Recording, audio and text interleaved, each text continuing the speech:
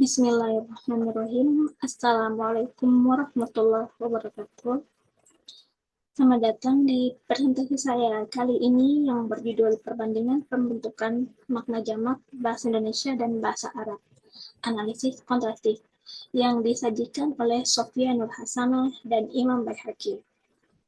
Sebelum memulai presentasi kali ini, izinkan saya terlebih dahulu memperkenalkan diri. Nama saya Praja Pramudiningsih, mahasiswi Universitas Al-Azhar Indonesia, Prodi Bahasa dan Kebudayaan Arab. Nah, pada presentasi kali ini ialah sebagai bagian dari ujian tengah semester pada mata kuliah Analisis Kontrastif dan Kesalahan Berbahasa.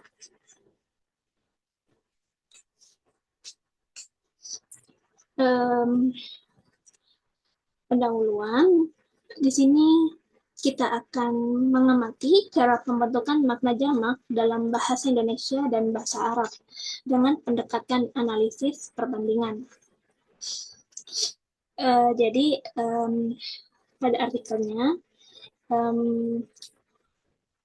mereka bertujuan untuk membandingkan cara bahasa Arab dan bahasa Indonesia dalam pembentukan bentuk jamak serta hubungan antara subjek dan predikat dengan menekankan persamaan dan perbedaan yang ada. Jadi di sini makna jamak itu seringkali menjadi aspek penting dalam struktur bahasa.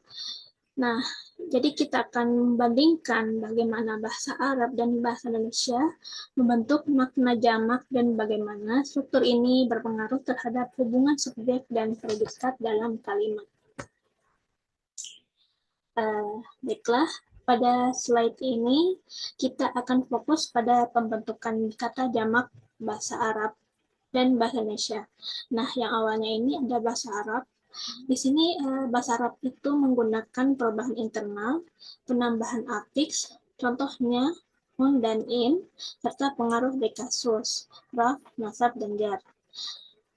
Dan yang kedua, terdapat bentuk dual dan penanda spesifik untuk gender.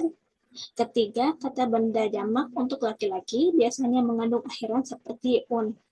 Nah, bentuk kata kerja dipengaruhi oleh jumlah dan jenis kelamin subjek.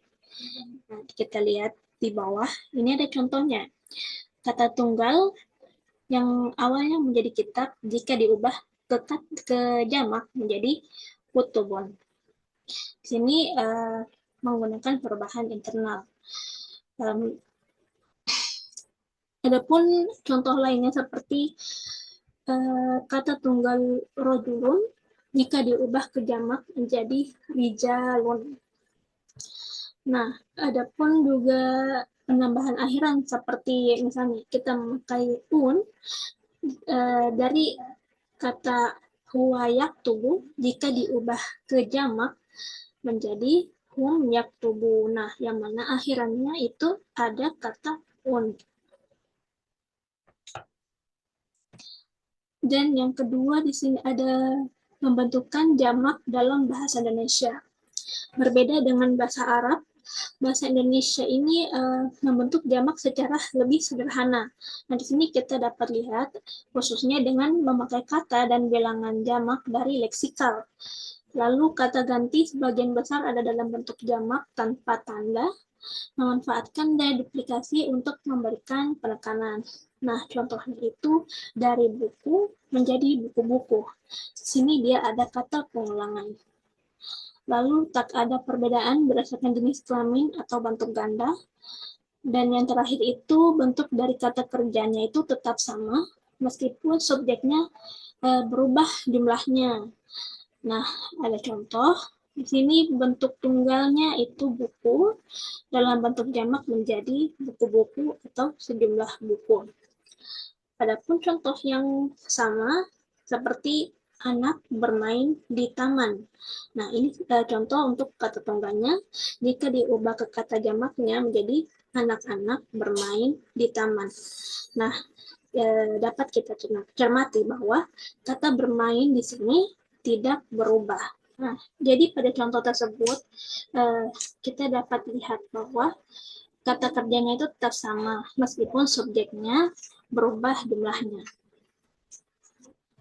Lalu ada persamaan. Di sini kedua bahasa Arab dan Indonesia memiliki persamaan, antara lain yaitu ada penambahan afiks atau akhiran. Kedua bahasa memiliki akhiran yang menunjukkan plural. Plural di sini ditunjukkan sebagai pengulangan kata, meskipun cara dan bentuknya itu tidak sama. Misalnya seperti dalam bahasa Indonesia, menggunakan kata bantu jamaknya itu seperti memakai para, beberapa, banyak, dan lain-lain. Contohnya, itu misalnya para guru, beberapa murid, dan lain-lain. Berbeda, meski begitu juga dengan contoh bahasa Arab, menggunakan kata akhiran un. Sini ada contoh dari jamak mudzakkar salim, dari muslimun menjadi muslimun, yaitu banyak muslim laki-laki. Dan yang kedua ada penggunaan kata bilangan, numeralia, yaitu kata-kata angka dalam kedua bahasa tersebut memperlihatkan jumlah jamak. Dan yang ketiga ada makna jamak leksikal, yang beberapa kata menunjukkan arti jamak secara alami tanpa adanya perubahan bentuk. Nah, contohnya di sini ada kata pasangan dalam bahasa Indonesia dan jami' dalam bahasa Arab. Perlu kita cermati di sini. Contohnya pasangan itu kita ketahui itu seperti 2, 4 pasangan, 2 pasangan, dan lain-lain. Nah, kalau jami dalam bahasa Arab itu yang saya pahami itu seperti sebuah perkumpulan, yang mana pada satu kata ini berarti sudah bersifat jamak. Dan yang keempat ada pengaruh subjek pada predikat. Dalam bahasa Arab, subjek mempengaruhi bentuk jamak kata kerja. Namun, dalam bahasa Indonesia ini tidak terjadi. Nah, singkatnya, bahasa Arab kata kerjanya itu berubah bentuk agar sesuai dengan jenis kelamin laki-laki maupun perempuan. Dan jumlahnya dari 1, 2, atau banyak dari pelaku subjek atau subjek.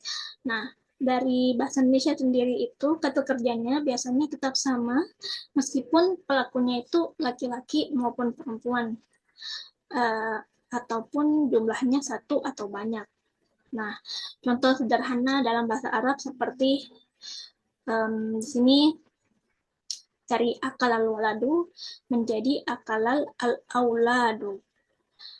Nah, ada juga contoh dari bahasa Indonesia yaitu banyak anak laki-laki makan. Jadi, kata makan dalam bahasa Indonesia ini tidak berubah sama sekali meskipun subjeknya berbeda. Lalu di sini kita dapat melihat adanya perbedaan utama terletak pada kompleksitas sistem bahasa Arab dibandingkan bahasa Indonesia. Yang pertama itu ada reduplikasi. Bahasa Indonesia menggunakan kata yang diulang, seperti teman-teman, murid-murid, kawan-kawan. Tapi dalam bahasa Arab ini tidak memiliki bentuk. Tidak memiliki bentuk pada adanya pengulangan kata.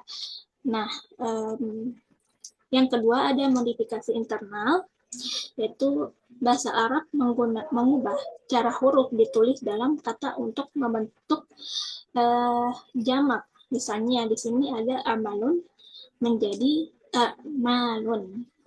Nah, sedangkan bahasa Indonesia tidak melakukannya. Di sini juga ada bentuk dual, yaitu biasanya disebut sebagai musanna. Bahasa Arab juga mempunyai bentuk khusus untuk dua objek, sedangkan bahasa Indonesia tidak memiliki hal tersebut. Jadi Misalnya di sini, misalnya seperti dari kata kitabun, jika diubah menjadi dua objek atau dua buku, berarti menjadi kitabani.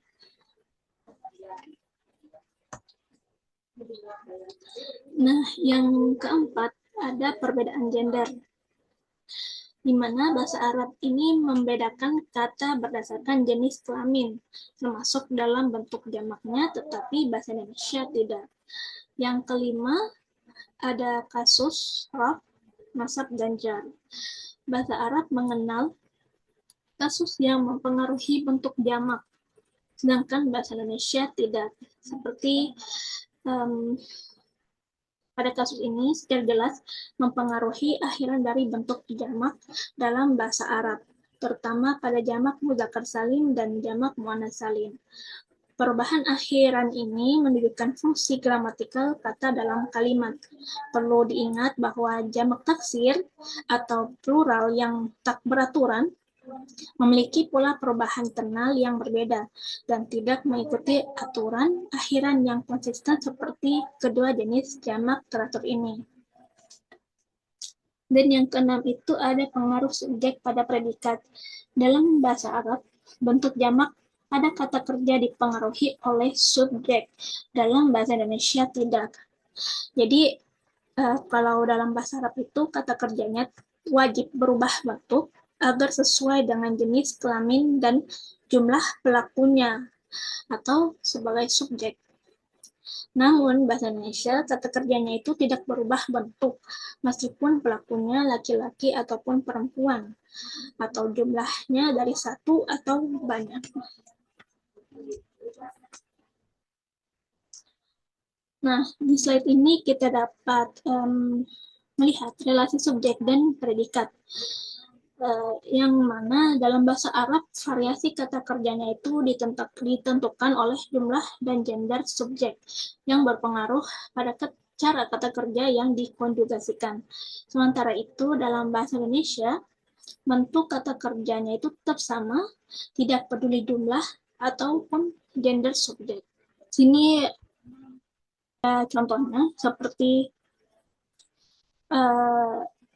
dalam bahasa Arab itu kata kerjanya harus sesuai dengan subjek dari segi jumlah dan gender. Yang ini tidak terjadi dalam bahasa Indonesia.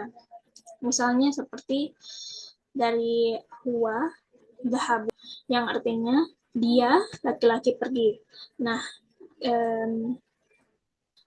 ada perubahan dari kata selanjutnya seperti hiya dhahabat, dia perempuan pergi. Nah, di sini ada perbedaan gender dari segi jumlah. Nah, sedangkan dibandingkan dengan bahasa Indonesia, contohnya dari kata dia pergi. Dari kata dia pergi ini itu tetap sama artinya untuk laki-laki maupun perempuan. Jadi kita ketahui bahwa perbedaan ini sangat penting untuk belajar bahasa, menerjemahkan, dan analisis perbandingan. Lalu dari penelitian artikel ini juga bertujuan untuk membantu pengembangan modul bahasa Arab yang dirancang khusus untuk pelajar Indonesia dengan menekankan aspek-aspek struktural tersebut.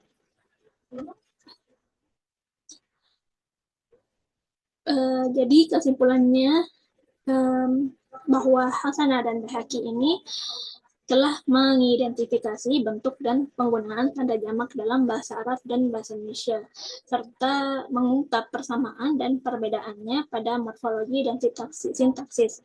Bahasa Arab menciptakan bentuk jamak lewat perubahan di dalam kata, penambahan afiks, penggunaan bentuk ganda, dan perbedaan gender. Sementara bentuk kata kerjanya dipengaruhi oleh jumlah subjek serta jenis kelamin. Di sisi lain, bahasa Indonesia menggunakan bentuk jamak yang bersifat leksikal, pengulangan kata, dan faktor kuantitas tanpa mengacu pada perbedaan gender atau bentuk ganda, dan bentuk kata kerjanya tidak berubah meskipun jumlah subjeknya itu berbeda. Yang mana pembentukan jamak dalam bahasa Arab ini itu lebih kompleks yang mencakup perubahan bentuk kata, gender, dan struktur gramatikal. Nah, sedangkan dalam bahasa Indonesia sendiri, pembentukan jamaknya itu bersifat lebih leksikal dan sederhana. Jadi, pemahaman ini penting untuk pengajaran, penerjemahan, dan pengembangan kurikulum bahasa Arab di Indonesia. Demikian pemaparan saya tentang presentasi pembentukan makna jamak dalam bahasa Indonesia dan bahasa Arab. Jika ada kekurangan kata dan kesalahan kata, mohon dimaafkan. Terima kasih atas perhatian teman-teman sekalian. Wassalamualaikum warahmatullahi wabarakatuh.